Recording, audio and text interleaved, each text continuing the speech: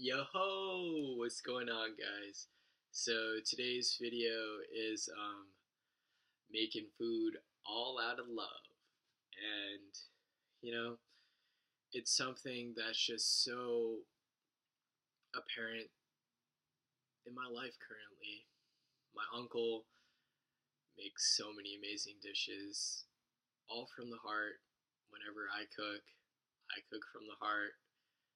My grandma, it's pretty amazing that she can, because yeah, I don't know.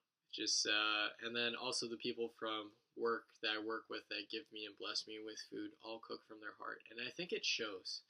Honestly, for the Filipinos that have cooked for me, um, they've made me crab legs with coconut milk. They've just blessed me with so many different like cinnamon rolls with like blueberries in them sometimes, um, pancit, lechon, kawali, you name it, man. And even some snacks sometimes. My uncle just makes some amazing, amazing dishes like uh, Korean chicken. He calls it garlic chicken. He makes amazing fried rice, poke, which is like raw fish.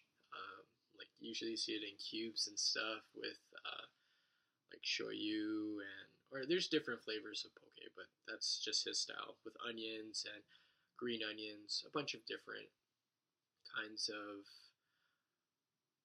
ingredients. And what else? Grandma just made like Kahlua pork. She makes your cool dishes like some sort of what does she call it? Like a cream of mushroom casserole, which is pretty delicious. It just has kind of like tuna, cream of mushroom, some potato chips. It sounds really weird, but it kind of works if you like all those things and imagine them being put together. And then for me, I don't know, I have a really limited palette of what I can cook well, but I could make gyozas from scratch. I really actually just buy like the stuff from scratch, like the 1 ton rolls, make my own like pork mix, cut up all the vegetables, put them in there, then I deep fry it. Also have curry, but I kind of cheat with that one. That one I just kind of get the pre-made packets. But with all the ingredients that we add in and stuff, um, there's a little bit of add-in on that. Most of it's just being able to stir it so it doesn't burn on the bottom, and cooking it till it's thick enough. It's not super liquidy because no one likes, or I guess some people do, but I prefer my curry more thick. What else do I make? I guess I make some pretty good fried rice. It's pretty much the same style as my uncle. I learned it from my dad, which is really cool. But everybody has their different recipes for what they make. You know, there's different proportions that people use, which really matters, by the way, if you want to cook or um, you do cook and you want to learn to become a good cook. You need to make sure that you can use like Google or Pinterest or whatever as like a, I'm not sure, a reference, if you want to call it that, for cooking, because that's all it is. You just have to be able to follow directions. And when you have that as a backing, then you can add your own little pizzazz, whatever you feel like would go good with the dish and probably make it taste amazing and make it your own, you know. But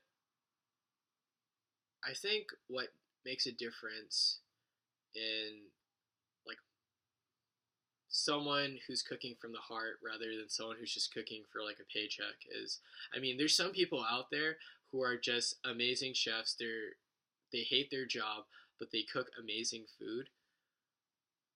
But I feel like when you're putting your heart and soul, you put a little bit more effort than the person next to you.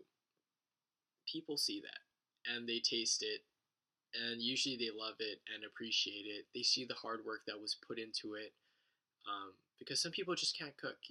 It's a real thing. And when you take the time out of your day to cook something from your heart and you give it, you don't even charge for it or anything. People really appreciate that. People really say, "Wow, you know, that's awesome." Some people just take it for granted and they just, take advantage of your kindness, use you, but there's others who won't. There'll be others who appreciate what you do, and maybe they'll want to give back, or at least they'll say thank you, and they mean it. But even if you're not the best cook, even if you're, someone like me who's, I would consider myself amateur hour at cooking, but I always cook from here, my heart. Oh, left side. I think that, yeah, that's where my heart is. But um, all my decisions that I make from this day forward are kind of coming from there, at least. And it's leading me in directions that I'm never expecting. I don't know what exactly is going on, but it's amazing to say the least. And I appreciate everything that's happening. There's times where I question it and I'm like, why is this happening? Why is this fair? But life's not fair. Life just wants to throw you a little bit of curveballs. Like I was saying in some previous video, life just wants to change things up, keep you on your toes all the time, never know what to expect next. But I guess if I have one tip, what is your heart telling you to do? What is it saying? And usually when you follow that guy, you end up going in the right direction. Or at least I think so. And at the end of the day, it makes your decisions worthwhile. And you feel fulfilled. Or at least I feel fulfilled. But anyway, thank you guys so much for watching. I appreciate it so much.